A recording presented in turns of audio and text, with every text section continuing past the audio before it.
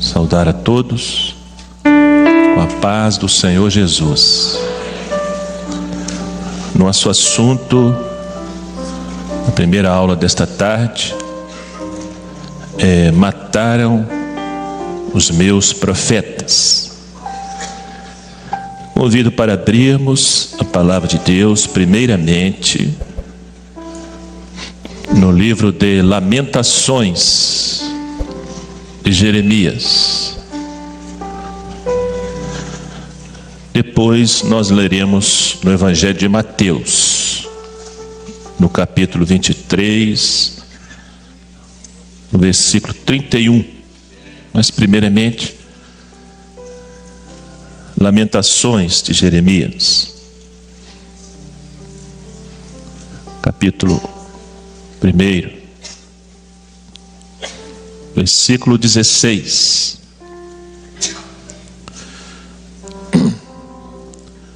Diz assim a palavra de Deus: por estas coisas choro eu,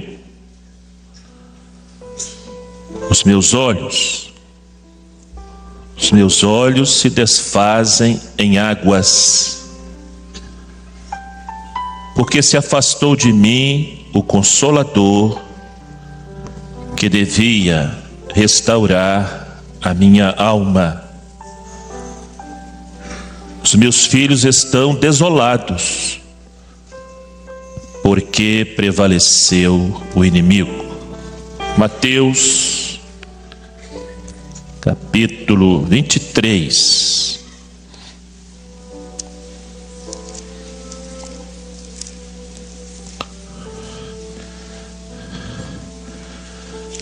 Mateus, capítulo 23, versículo 31.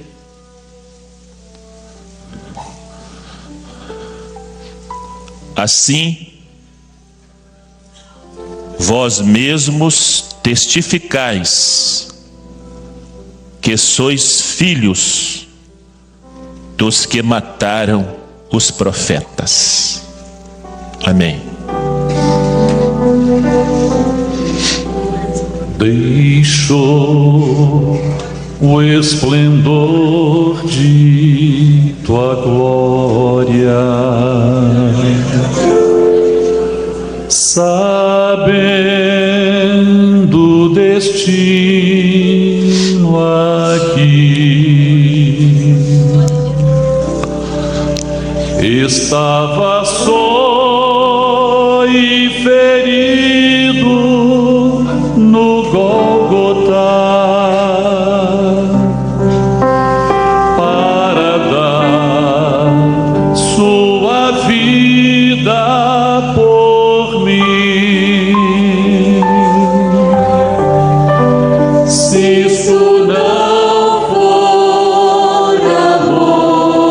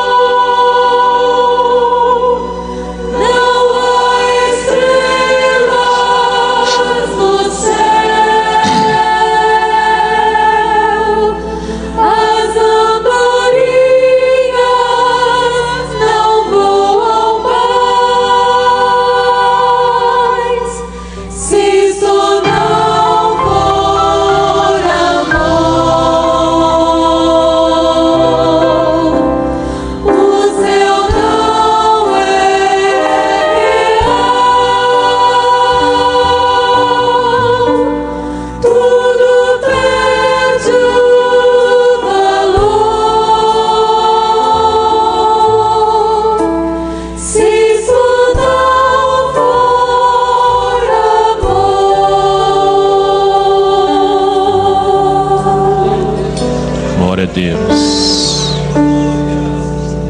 Meus irmãos, o Deus da Bíblia, o Deus que se revelou a nós, nunca vai nos abandonar.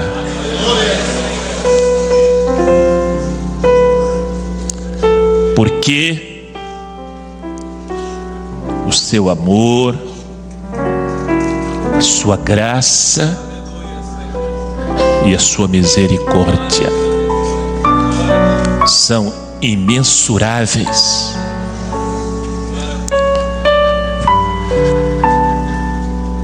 A graça dele é tão gloriosa e tão esplêndida que nos permite ter e receber e participar daquilo que não merecemos. Por isso é graça. Não merecemos a presença dele. Não merecemos a glória dele.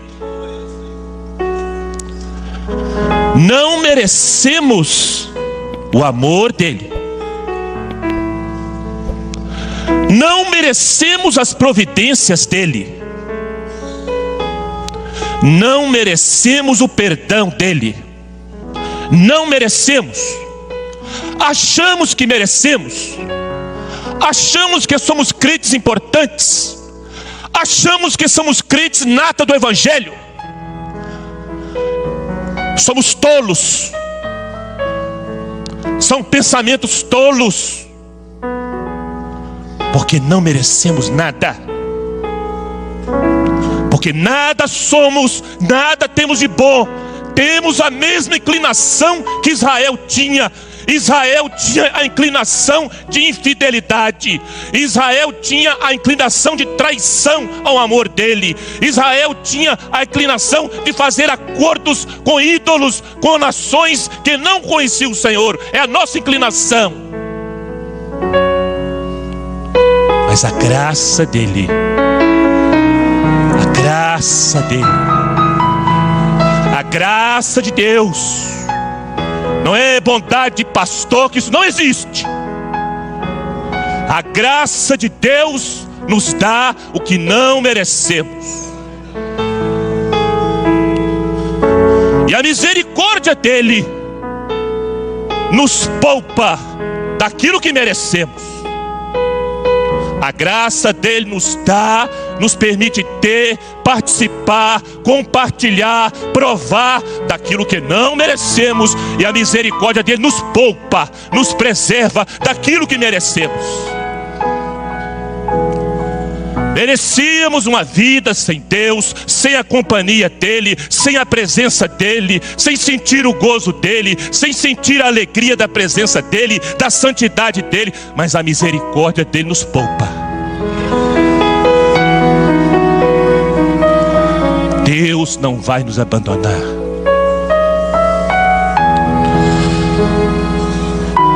E quando ele se revela a Israel, ele se revela para que Israel se tornasse embaixador, para que Israel se tornasse porta-voz da verdade dele, do poder dele, da graça dele, do amor dele, da provisão dele. E não estamos aqui por aquilo que Deus faz. Essa não é a mentalidade de servos fiéis e da igreja fiel. Nós não adoramos a Ele por aquilo que Ele faz. Nós adoramos a Ele por aquilo que Ele é. Ele é Deus. Ele é amor. Ele é poder. Ele é glória. Ele é santidade. Ele é o Senhor dos senhores. Ele é o Todo-Poderoso. Ele é o Altíssimo, Ele é Jeová Jiré, Ele é o Deus provedor, Ele é Jeová Nissim, Ele é a nossa bandeira, Ele é a nossa paz, Ele é o Todo-Poderoso, Ele é o Altíssimo, Ele é o nosso Deus. Quando Deus cria o homem, Ele providenciou todos os recursos e providenciou todos os elementos para o nosso resgate, para a nossa redenção, para a nossa salvação. Quando Ele chama Israel, Ele começa a se revelar a Israel e começa a dar provas incontestáveis a Israel, que Israel podia confiar nele, que aquilo que ele falava, ele cumpria, que ele era um Deus fiel. Apesar de não ter alimento no deserto, ele providencia alimento. Ele vai demonstrando sua graça, seu amor, sua misericórdia, para dizer àquele povo a mesma mensagem que Ele diz para nós hoje: eu estou convosco, vós não estáis sozinhos, não estáis abandonados, eu sou um Deus provedor.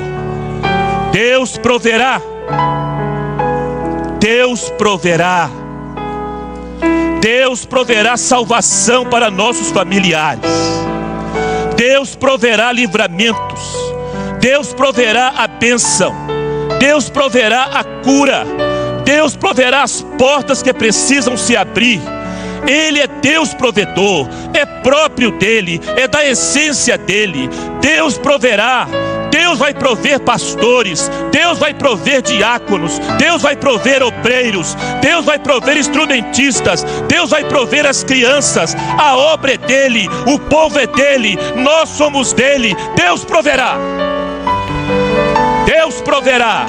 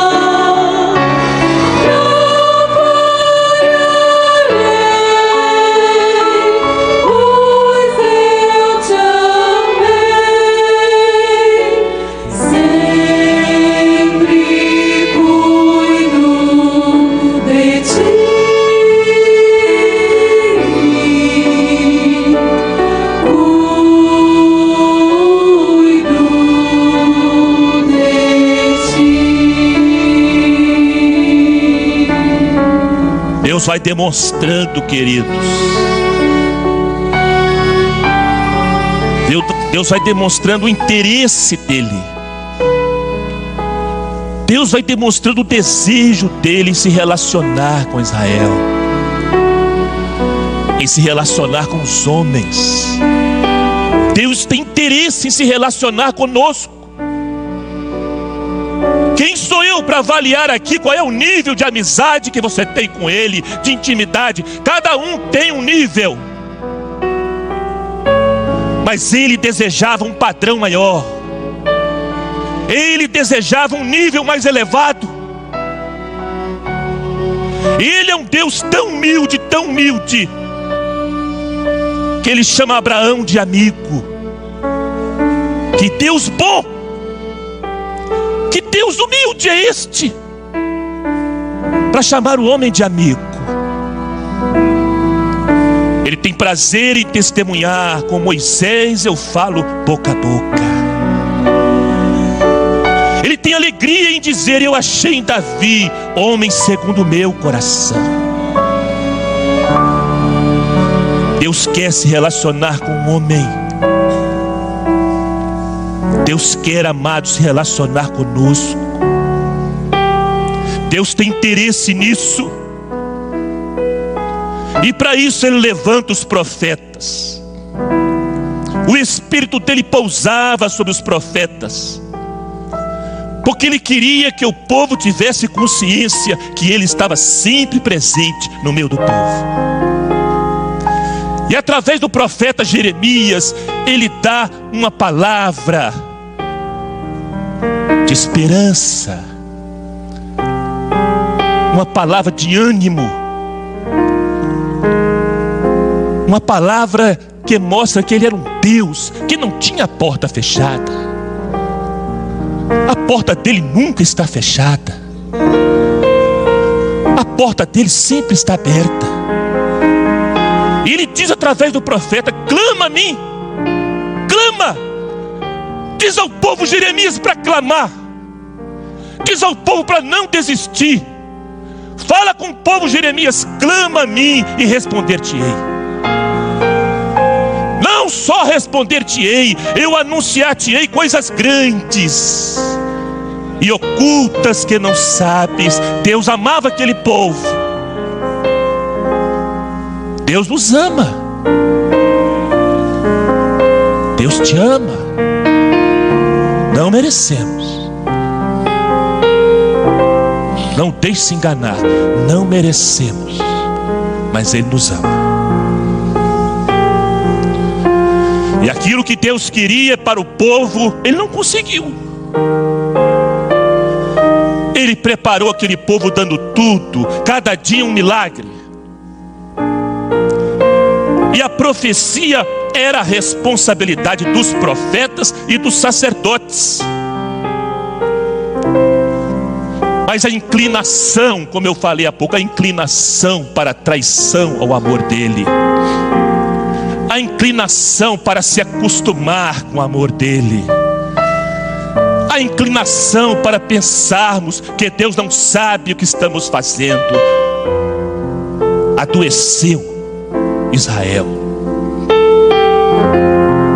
Os profetas então não se interessavam mais pelo profético. Quando o crente perde o interesse pelo profético, ele entrou no caminho da apostasia. E Deus então começa através dos profetas a reclamar.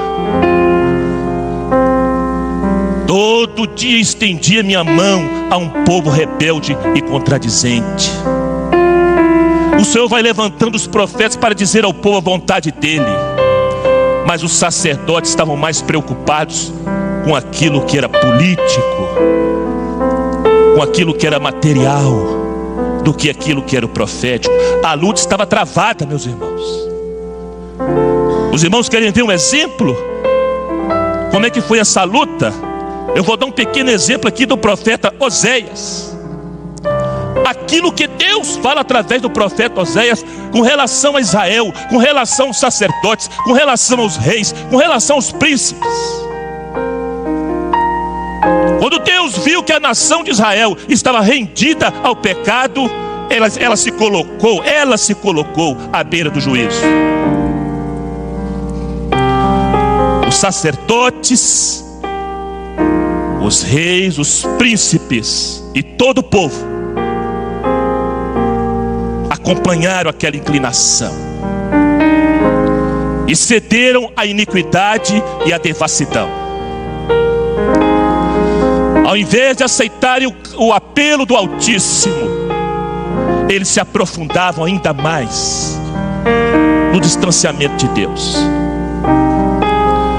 Voltaram-se para as nações ao redor, aos povos, e queriam ter os mesmos deuses, os mesmos ídolos, os mesmos rituais, e começaram a fazer acordos e alianças insensatas.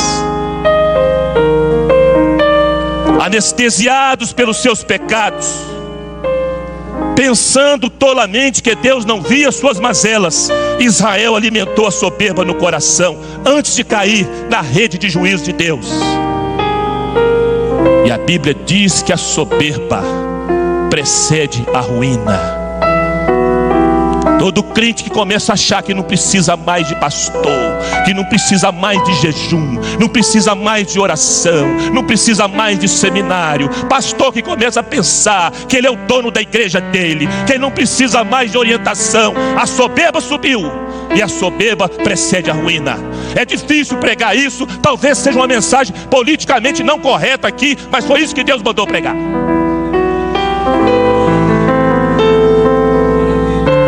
E Oséias começa a dizer as mazelas daquele povo.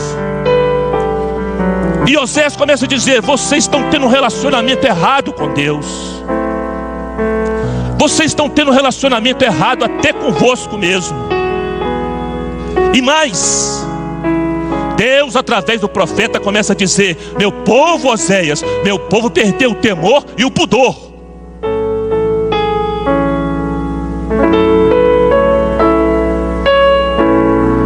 Há muitos crentes sem pudor, porque perderam o temor. Tendo perdido o temor, perderam também o pudor. E Deus considerou aquilo adultério. Palavra pesada, mas Deus falou: Israel adulterou, Israel me traiu, Israel me trocou, Israel me abandonou.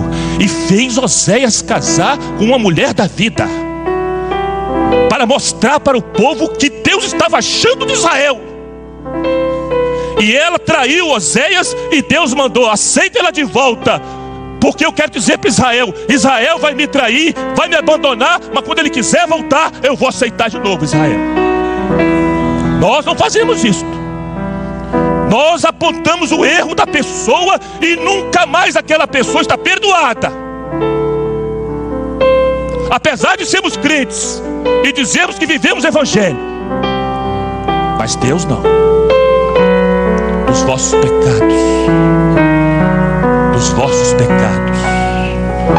Nós temos pecados, mas nós somos Maranata. Dos vossos pecados não me lembrarei mais. Isso é a graça dele. Quem está brincando de evangelho aqui está brincando no lugar errado. Quem está brincando de evangelho aqui está brincando no lugar errado.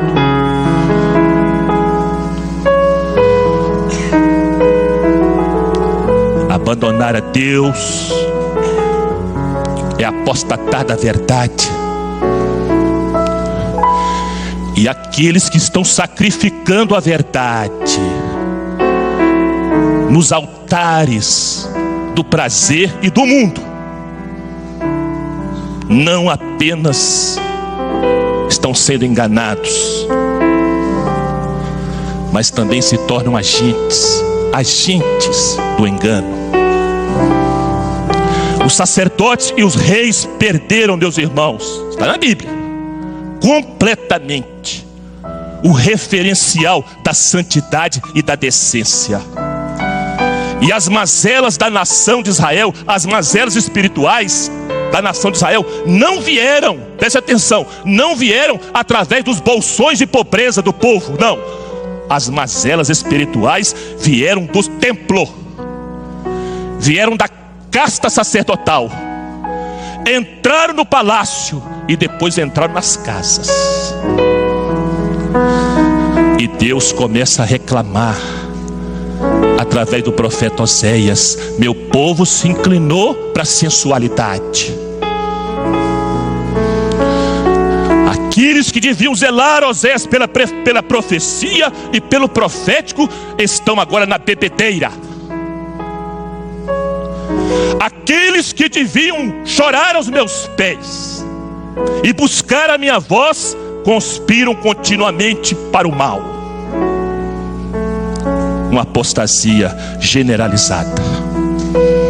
Meus irmãos, esta palavra é muito séria, e é por isso que o profeta chora, Profeta Jeremias: por estas coisas choro eu. Era desta maneira que os profetas começaram a ser tratados, chorando, sofrendo, alguns ao ponto de comer esterco, para mostrar um mau gosto do pecado diante de Deus. Por último, Deus envia João Batista.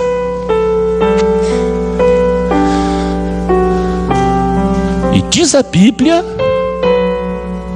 eu acho que João Batista não é aqui, penso que João Batista não deve ser aqui o personagem bíblico mais admirado. Talvez não seja de ninguém, mas Jesus diz que dos nascidos de mulher, ninguém é maior do que João Batista. Não escreveu nenhum livro,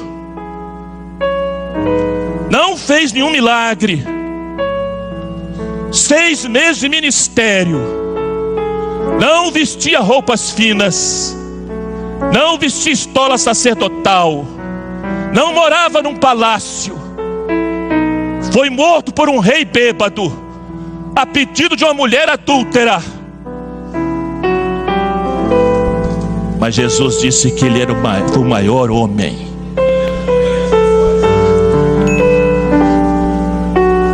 Mas a Bíblia diz mais a respeito dele. A Bíblia diz que João Batista foi cheio do Espírito Santo desde o ventre. Desde o ventre ele foi cheio do Espírito Santo. Ah, se os pais e as mães hoje da igreja da obra jejuasse e orasse de verdade, não apenas para que seus filhos sejam filhos brilhantes, com sucesso na vida, com prosperidade, com excelente casamento. Ah, como seria melhor se os pais e mães hoje orassem de verdade, chorassem muitíssimo, como fez o rei Ezequias, pedindo ao Senhor: Senhor, eu quero que a minha filha, eu quero que o meu filho nasça cheio do teu Espírito Santo. Quantos estão interessados nisso de verdade? João Batista não podia pregar em Jerusalém, não tinha lugar para ele em Jerusalém. Ele teve que pregar no deserto. Comia mel silvestre e gafanhoto. Meus irmãos, de onde João Batista tirava mel no deserto? É de onde o Espírito Santo tira para nós hoje. É da rocha desprezada, é da rocha que ninguém dá valor. Era o grito profético. A tristeza de Deus era esta: que os sacerdotes, aqueles que deviam cuidar da profecia, estavam agora com discussões teológicas. João Batista faz uma pergunta para o povo: que viesses a ver? Uma cana agitada pelo vento? Meus irmãos, estamos aqui atrás de canas de homens agitados pelo vento? Não estamos aqui atrás de homens, não estamos atrás de movimentos, nem de ventos doutrinários. Nós estamos aqui porque um dia a voz do que clama no deserto falou ao nosso coração, e essa voz alcançou nossa alma. Uma coisa é intelecto, outra coisa é a alma. A voz do Espírito Santo falou à nossa alma. A nossa alma só é feliz. A nossa alma hoje só sorri quando o Espírito Santo fala. Nós somos educados. A igreja é muito educada. Ela tolera muitas vezes o homem falando. Mas a alma só sacia. A alma só sorri. A alma só se alegra. A alma só se alimenta. A alma só se satisfaz com a voz do Espírito Santo. E todo aquele sofrimento, amado dos profetas, toda dor, todo desprezo, todo abandono, todo descaso, ia cair agora nos ombros do profeta da Galileia. E o Pai o enviou, o profeta do Pai enviou para morrer. E ele morreu. Diz o profeta Isaías que ele era desprezado, o mais indigno dos homens, varão de dores, sofrimento, abandono. Por isso que o profeta Jeremias chora. Por essas coisas choro eu. Os meus olhos se desfazem em águas. Quantas lágrimas, quanto choro dos profetas, meus irmãos. O que adiantou para Israel? Eu tenho que fazer uma pergunta aqui nessa mensagem. Nós vamos errar? Nós vamos errar? Nós vamos cometer os mesmos erros que Israel cometeu? Não temos motivo para isso. Não temos motivo para errar. Não temos motivos para trair o amor dele. Não temos motivos para fazer dele um descaso. Não temos motivo. Nós temos motivos para glorificar. Nós temos motivos para chorar. Não como o profeta Jeremias chorou. Porque na cruz do Calvário, o profeta de Deus, sabe por que eu estou aqui? Sabe por que você está aí? Sabe por que o seu parente vai ser salvo ainda? Sabe por que o seu filho e a sua filha vão ser alcançados ainda? Porque na cruz do Calvário, ele fez uma das orações mais lindas da Bíblia. Quando ele olhou para aquela multidão, ele me viu naquela multidão, e ele te viu naquela multidão, e ele pediu ao Pai: Pai, perdoa, Pai, perdoa, Pai, perdoa, porque eles não sabem o que fazem. É por isso que eu estou aqui. É por isso que você está aqui. É por isso que depois amanhã você deve ir embora e deve confiar no Senhor, e deve testemunhar da salvação, e deve ter gratidão na sua vida, porque Deus não te abandonou.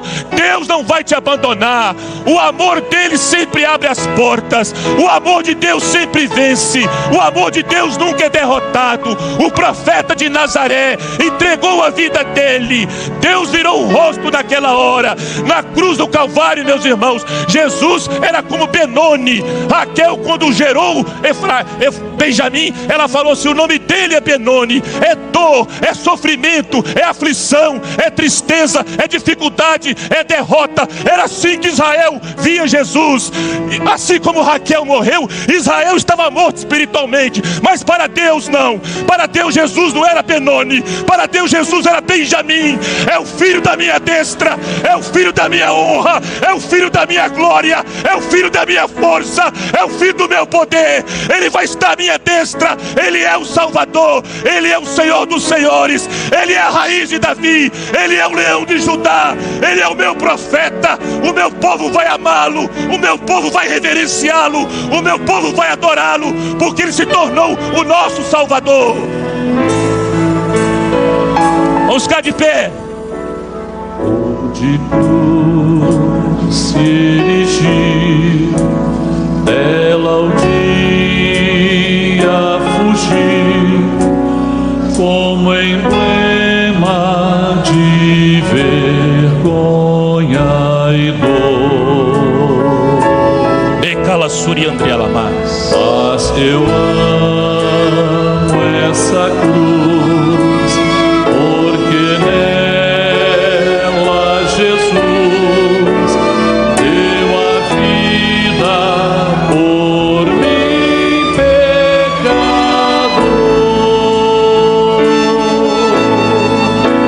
Sim, eu amo a mensagem da cruz.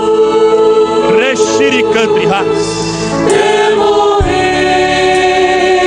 eu a vou proclamar.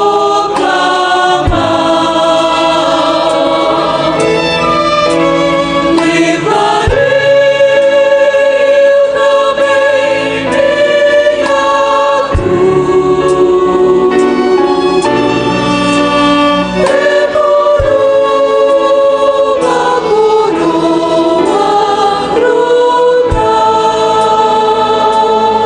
Os instrumentos solando.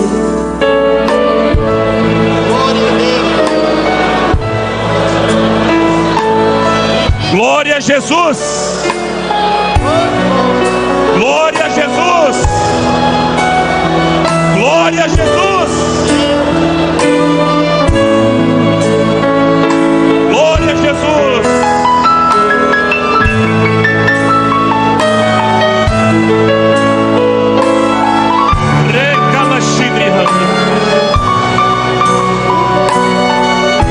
Aleluia.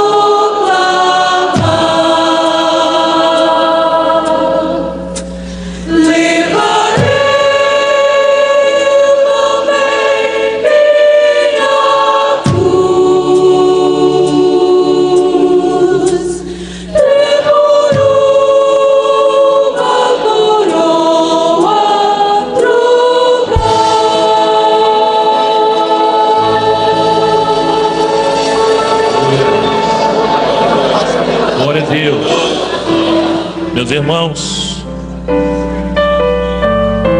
um dia Jeremias chorou pelo descaso, chorou pelo desinteresse, chorou pela desvalorização da presença de Deus, da profecia. Nós hoje choramos, mas o nosso choro, louvado seja Deus, não é movido pelos sentimentos que Jeremias tinha. Nosso choro é de gratidão. Choramos porque nossa alma foi resgatada. Choramos porque não somos nada, mas Ele é o Senhor. Choramos porque somos homens frágeis, mas Ele é Deus forte. Choramos porque temos muitos defeitos, é muito mesmo, mas Ele é amor. Choramos porque temos muitas mazelas, mas Ele é o bom pastor. Choramos porque estávamos perdidos, mas Ele nos achou. Estávamos sem rumo, mas Ele hoje é o nosso caminho. Estávamos um dia na mentira, mas Ele é a nossa verdade. Estávamos um dia no caminho da morte, mas Ele hoje é nossa vida. Ele é o nosso Senhor, Ele é o nosso Salvador, Ele é o nosso Redentor, Ele é o profeta de Deus. Louvado seja Ele, glórias a Ele, honras a Ele, forças a Ele. Senhor, pelo teu amor. Glória a Jesus, glória a Deus, glória a Jesus. Recebe, Senhor Deus, a nossa gratidão, recebe a nossa adoração. Para nós só o Senhor é Deus. Nós te louvamos, Senhor, pela salvação. Nós te louvamos pela tua graça. Nós te louvamos pelo teu amor. Nós te louvamos pela tua misericórdia, porque o Senhor é Deus provedor. Deus proverá. O Senhor proverá para o teu povo todo o livramento, toda a salvação, todas as vitórias. Aleluias e glórias nós te damos, Senhor, por estarmos neste lugar e por estarmos na tua presença. Em nome do Senhor Jesus. Amém.